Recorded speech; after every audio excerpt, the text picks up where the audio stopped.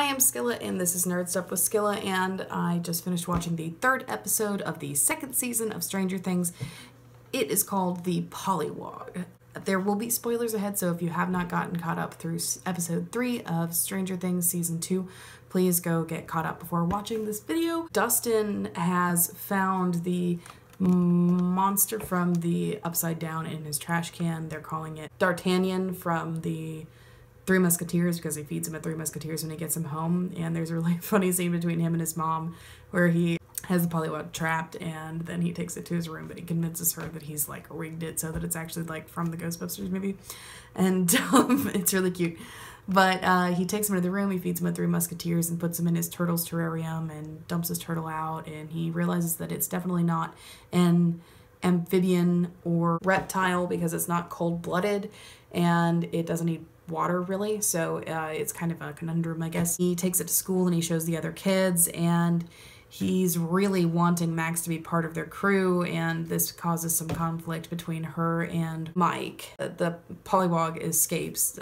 They call him Dart as well, so Dart escapes, and they have to chase him all throughout the school. At the end of the episode, they catch him, and he's grown significantly throughout this one day, and we realize that Will knows that this thing is from the Upside Down, and he's not wanting them to keep it really, and he's not scared to kill it because pretty much everything we've seen from the Upside Down has been evil, so why would we want to keep this evil little Pollywog? There's a scene early on in the episode where Bob drives Will to school, and this shows how much Joyce actually trusts Bob because she would not let almost anybody take her kid to school with how scared she is that he's going to get hurt. He tells him about this clown called Mr. Baldo who like scared him really badly, and he had a bunch of dreams about him, and the way he finally was able to get rid of him was by telling him go away. My friend who I'm watching Stranger Things at's house mentioned this to me.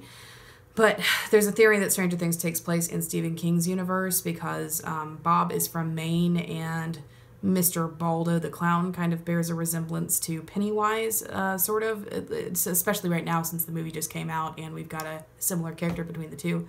But I think that it's probably a little bit more of them just paying homage to Stephen King. Title design kind of reminds me of some of the older Stephen King books' title design. Also, I think that the Pollywog is an homage to Gremlin. So I think that it's more of just a call out to him, you know, like, hey, we like your stuff.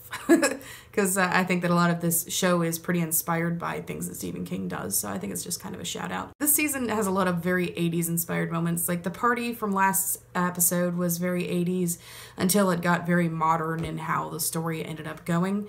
And then this episode we have a like music powered cleaning montage with Eleven and Hopper, and it's really cute, and they again are just adorable together. We see when Hopper and Eleven met up after she escaped from the cops, and he lets her in and they have to clean up his grandfather's house in the woods. Eventually Eleven escapes, she leaves, we hear all of Hopper's rules, and she's like breaking all of them by going out and trying to find her friends, and she escapes to the school, but not before she's spotted by a mother and her kid, and her means of escaping from them asking her more questions was to like set their swing set out back, like flopping around, and it like scared the mom so bad that she called the cops.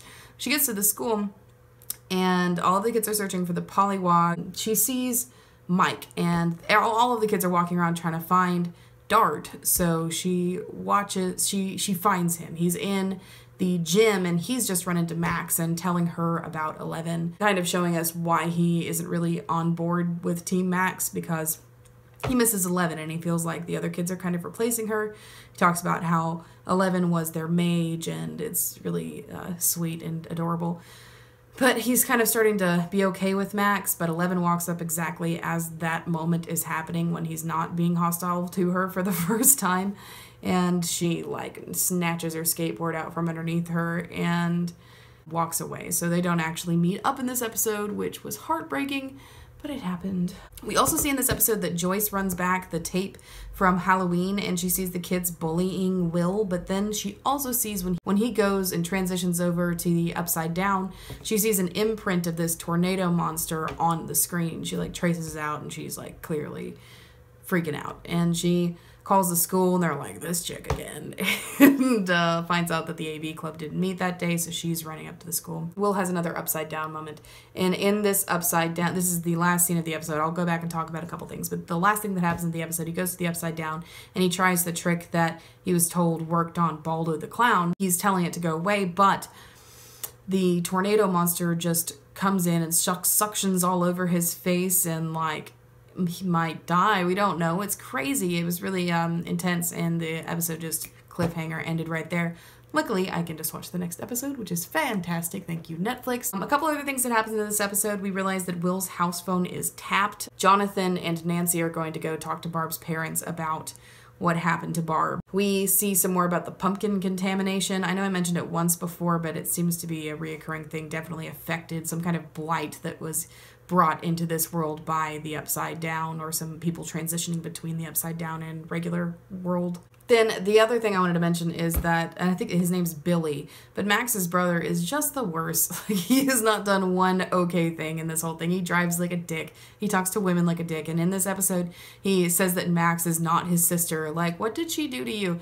I'm interested to find out what their backstory is, why they're here, you know, where are their parents, and why is he such a piece of garbage? Like, he's a total douche. It doesn't matter that you got a six-pack, you're a tool. You know, we were all in high school once. I really like how they're using a lot of 80s themes throughout this show, and that they're really giving us a lot of bits from different 80s movies, and I think that's really awesome. I think it's really nicely woven together, and I'm enjoying that aspect of the show.